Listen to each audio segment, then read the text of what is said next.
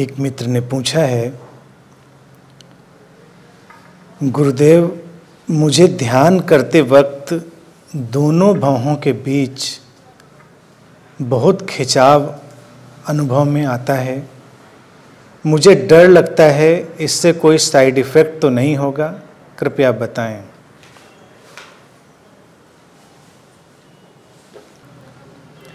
सबसे बड़ा side effect यही है कि ध्यान के बारे में जो तुमने बहुत पढ़ा है, बहुत सुना है, उस सब से तुम ग्रस्त हो गए हो और उसको ही अलग हटाने की ज़रूरत है।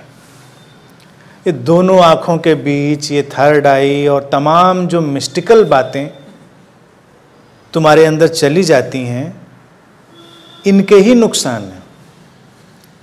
अन्यथा कहीं कोई समस्या नहीं है, कहीं कोई भय नहीं है। जो होता है वो तुम्हारा केवल एक सजेशन है, तुम्हारा एक सुझाव है। और फिर ध्यान को इन सब बातों से संबंधित करके देखने की आवश्यकता ही कहाँ पर है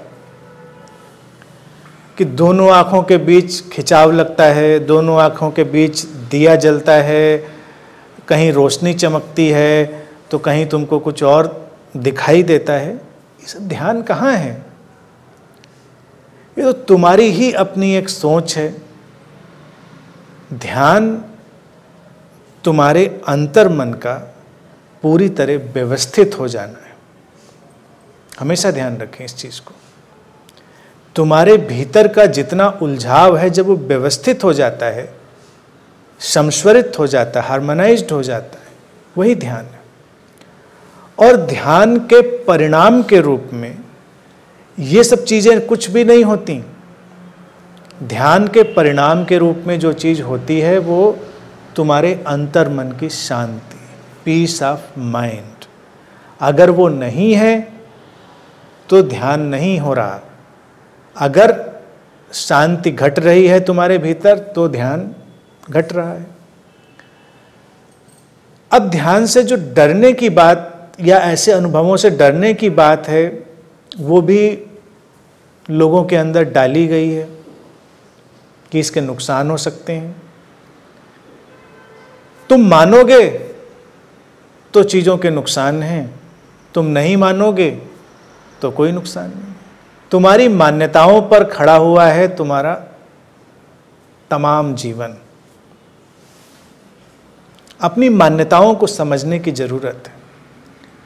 वो मान्यताएं अगर हमको नकारात्मक दिशा में ले जाने वाली हैं, चाहे वो कितनी भी अच्छी क्यों ना हो, अध्यात्म के नाम पर हो, किसी भी चीज़ के नाम पर हो, उनको छोड़ देना उचित है। वो मान्यताएं जो जीवन को सुंदर बना रही हों, जीवन को शुभ की ओर ले जा रही हों, उनकी ओर जाना उचित है। उनका तुम चुनाव कर सकते हो, क्योंकि जीवन प्रतिक्षण चुनाव है।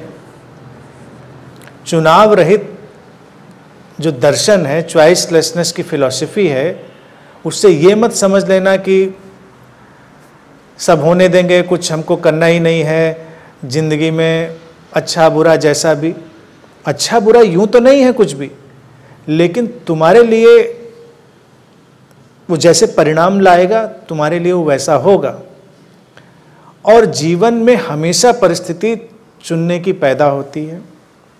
चुनाव रहित का इतना ही अर्थ है कि तुम्हारे भीतर एक सजगता की दशा है, एक इंटीग्रेटेड अवेयरनेस है जो बदलती नहीं, जो हर चीज़ को उतने ही होश से देखती है, समझती है और फिर अपना निर्णय घटने देती है। चुनाव रहित का अर्थ है कि अपने भीतर के सहज चुनावों को घटने देना।